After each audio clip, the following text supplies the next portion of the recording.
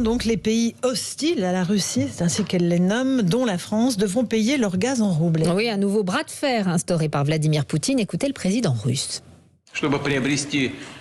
Pour acheter du gaz naturel russe, les pays inamicaux devront ouvrir dès demain des comptes en roubles dans des banques russes. C'est à partir de ces comptes que les paiements de gaz seront effectués. Si ces paiements ne sont pas effectués, nous considérons qu'il s'agit d'un défaut de paiement de la part des acheteurs, avec toutes les conséquences qui en découlent. Personne ne nous vend quoi que ce soit gratuitement. Et nous n'allons pas faire de travail caritatif. Autrement dit, les contrats existants seront arrêtés. Vladimir Poutine qui demande donc aux pays inamicaux, comme il les appelle, d'ouvrir des comptes en roubles en Russie, et cela donc dès demain.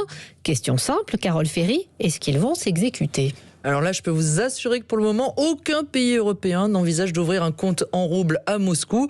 La ligne que suit tout le monde, c'est les contrats pour acheter ce gaz russe ont été passés en euros. On va continuer à payer en euros. Clairement, l'Europe ne cède pas au risque de ne plus avoir de gaz. Et c'est pour ça que les 27 cherchent en parallèle d'autres sources d'approvisionnement. Mais Vladimir Poutine a-t-il vraiment l'intention de passer à l'acte ? Eh bien, rien n'est moins sûr. C'est quand même aujourd'hui l'une de ses principales sources de financement.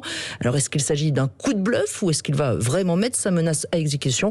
Mais écoutez, je pense que pour le moment, personne n'a la réponse. Et si la Russie coupe le gaz à la France, Carole, qu'est-ce qui peut se passer pour nous, les consommateurs ? Alors, dans l'immédiat, rien.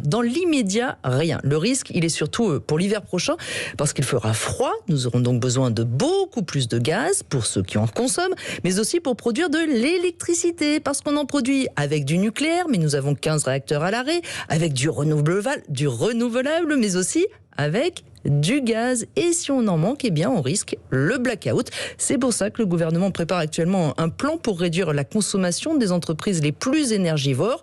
Mais nous aussi, consommateurs, serions sans doute contraints de faire des efforts. Carole Ferry.